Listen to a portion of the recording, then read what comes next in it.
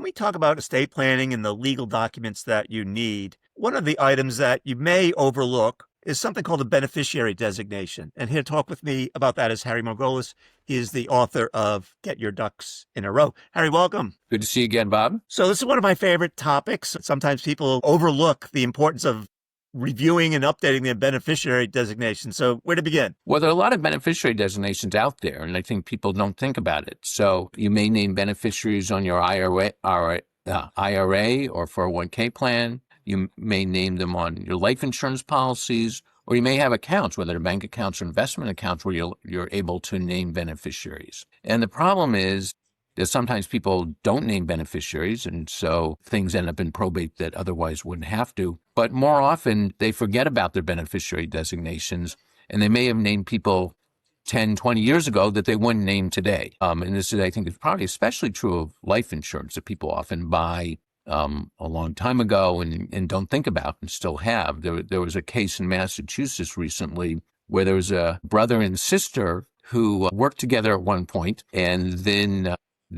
I guess it didn't work out, and they were both had taco restaurants, and there's one of them is around the corner from my house. I learned a lot about the family in reading the case that I didn't know about, and the brother died, and he had, when he was getting along with his sister, and before he was married and had children, had named her the beneficiary of his life insurance policy. And there was a big lawsuit because his widow said that's not what he wanted. But the policy was a policy. It's a contract with the life insurance company, and it has to be enforced. So you need to review those. It can be difficult. There was another case in Massachusetts where it looked like the person who died had tried to change the beneficiary, I think on a retirement plan, and had communicated with his broker about it. And there were some records, even at the investment firm, that they had communicated. But the only way to actually change the beneficiary designation was to fill out a particular form that they had. So you also have to be really careful if you're changing,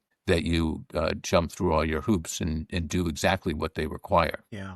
So oftentimes my understanding is that there might be a primary beneficiary, say a spouse, and that a contingency beneficiary might be the children. Really important that you not only name a primary, but also contingencies? Yeah, it's important because, you never know what's going to happen. And often people name individual beneficiaries because it's a lot easier. You certainly want a beneficiary so you don't have to probate the estate.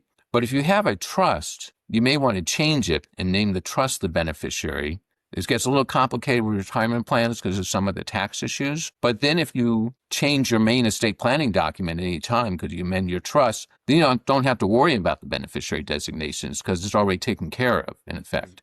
So that's something to think about as an alternative to naming individuals, is to name the trust, so everything gets updated at once with one single document. So in the case of having maybe contingency beneficiaries, in my case, I have 4 children. I would want my assets to be split, I think, equally among them. And there's a legal term to make that happen. Is that right? Yeah, actually, it could be another reason to have a trust if you have 4 children, because all 4 are going to have to deal with the investment company when you pass away individually. If you have a trust, you could have a single trustee who deals with the investment company and collects the money and distributes it. So it's another reason a trust might be easier. But beneficiary designations are good because they avoid probate. All you have to do is present a death certificate, and then the people named, it's their account, and they can do what they want with it. It's just each one of them has to do what they want. So you mentioned 2 cases where there seemed to be little recourse for someone to dispute the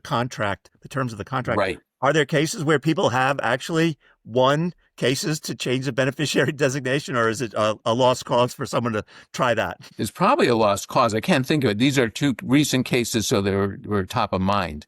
But for me, it's hard. A contract is a contract, and they are read pretty kind of in a restrictive way. So you got to be careful. So I guess the best advice is, if you've been divorced, make sure that you change, if you want, to change the beneficiary designation, and then review them at each and every life event, or at least annually, perhaps. Yeah, maybe annually is a little too often, but certainly every 5 years or so, make sure you actually take a look, and also make sure you have copies of the beneficiary designation somewhere where you know where they are, and whoever you're naming as your agent or your personal representative of your state knows where to find them. So I guess add this to your to-do list as you're creating or revising your estate plan. Definitely.